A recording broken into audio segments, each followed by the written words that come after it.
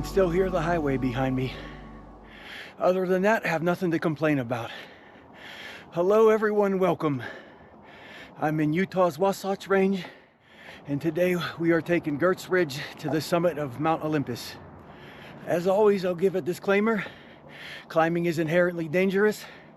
Obviously, I don't know your skill level or experience. I can't make a risk assessment for you, but hopefully this video can help you to make that risk assessment. Now, I tried this route for the first time just a couple of days ago, and one of the trickiest things about it was just getting to this ridge without the bushwhacking. Some of the beta that I read said go a few hundred feet past the switchbacks and look for a trail off to the left. And that's exactly what I did, and there are a few footpaths going that way, but they quickly end in the trees, and I was bushwhacking through. So anyway, when I was descending the normal route, I was looking for a better way. When I got to the top, to the north end of the very last switchback, there's a climber's trail that heads up just to the right of a rock rib, and it cuts out almost all the bushwhacking. And while it is a little bit of a loose grease slope, it's far better than the alternatives.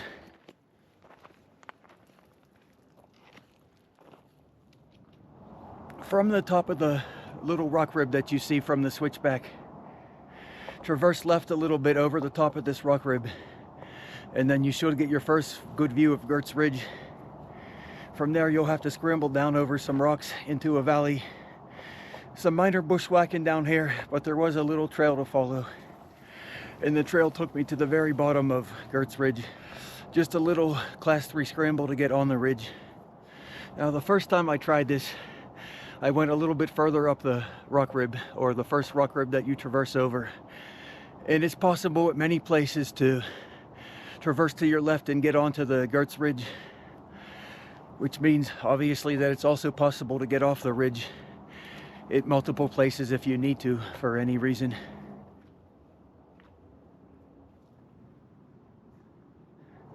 Just for reference, the bottom of the ridge is about 7,000 feet in elevation, and as the crow flies, it's about a quarter of a mile away from the trail to the north. As the beta says, it takes only about 15 minutes to get here if you're able to do it right.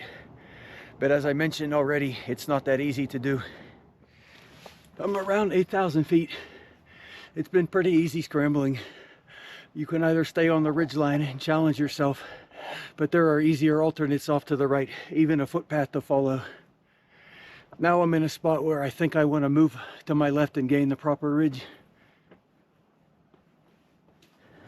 I think just over 8,000 feet.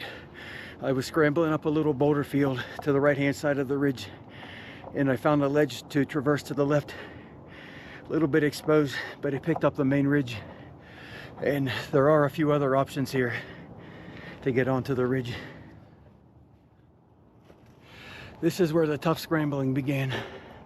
Exposed class 4, for sure.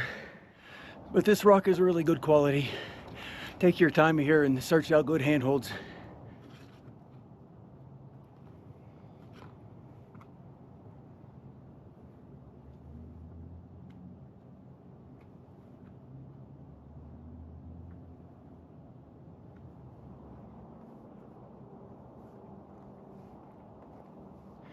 There are numerous head walls like this along the route, and when you see them from a distance, they look pretty intimidating. But when you're up close, you can see that there's multiple routes, and they're not as bad as they initially look. So take your time, explore it, figure out which route works best for you. And again, almost all of this rock is really good.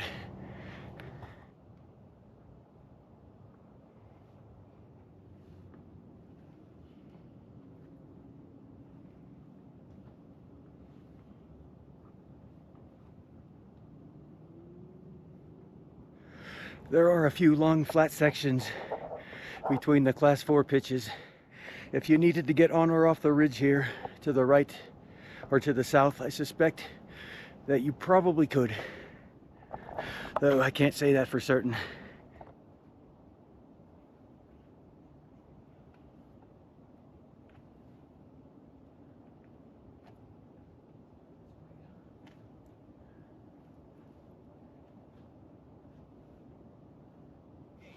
Little exposed move here getting onto the knife edge.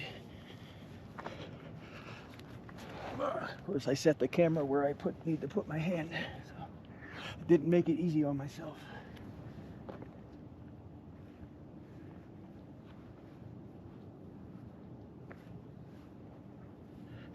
That looks like a fun little climbing pitch, staying directly on the knife edge. But then I noticed a slightly easier alternative just off to the right. So I'm gonna go that direction instead.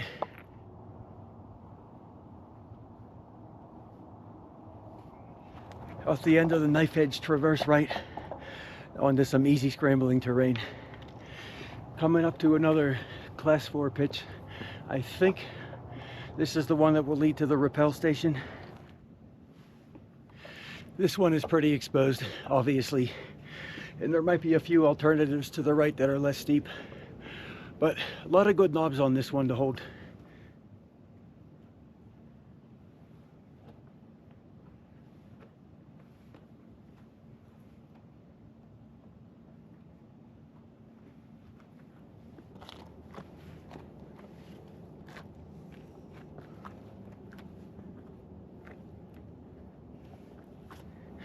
One more little section of scrambling, slightly shorter than the one prior, and we are up at the first rappel. Now, if you've got a rope with you, then no problem here. But if you didn't bring a rope, this is, in my opinion, the most difficult section. I'm standing just a few feet before the rappel and looking to my right to the south, and there's a small notch I'm gonna head to. Will be a little down climb and then traverse around. Definitely some low class 5 moves in here. Okay, down climbing the first section. Felt like low class 5. Actually might have been a little easier climbing down than it was going up. Some really good footholds. A couple of times you can't see them. Just had to feel around until I found them. And then from the bottom of the down climb, a little bit further down a ramp, and then we'll be traversing to our left on an exposed ledge.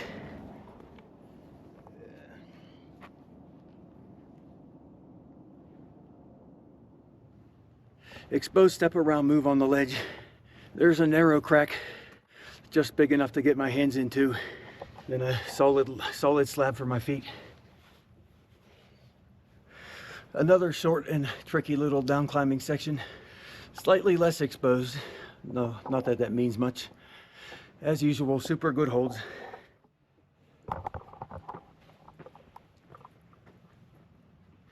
And the traverse ends down in a small notch. And from here we begin what should be the crux of the climb. Although I don't think this is worse than what we just did. In my opinion, it's an easy 5-5. But having said that, I went slightly off to the right here. If I would have stayed directly on the ridge, it might have been a little harder. But there's so much scrambling on this route, I don't really feel like I'm missing out.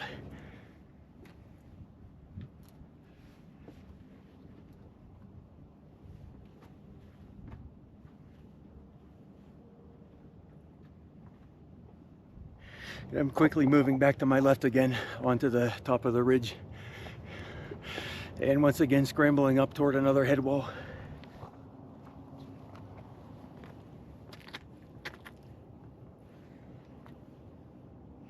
Another head wall with, I think, some low class 5 rock.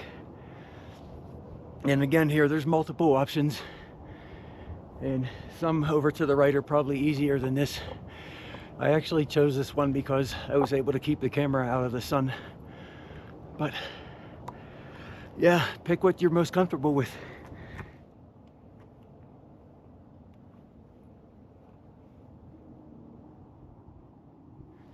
Another short piece of scrambling leading up into another head wall.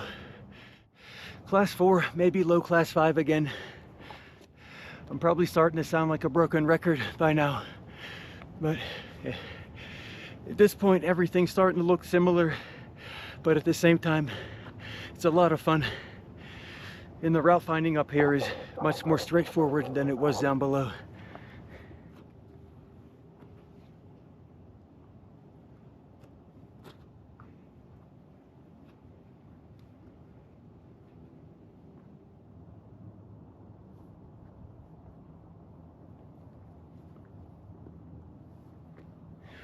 up to the second rappel station.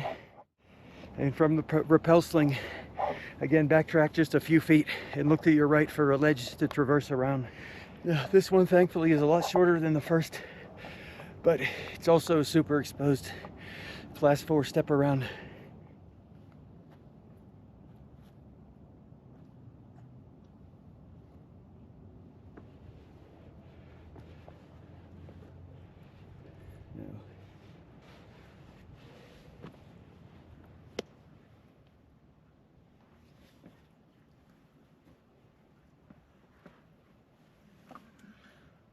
From here, we'll move down into another notch and looking up at another head wall. And I think for this one, I moved around to the left-hand side. I'm gonna try that again.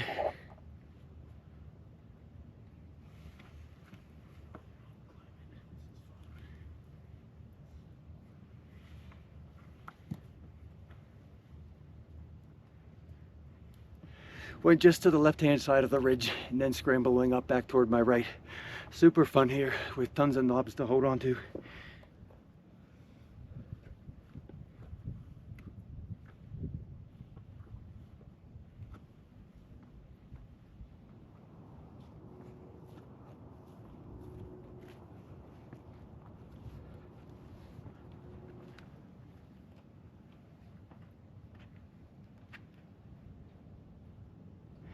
Not far from the summit now.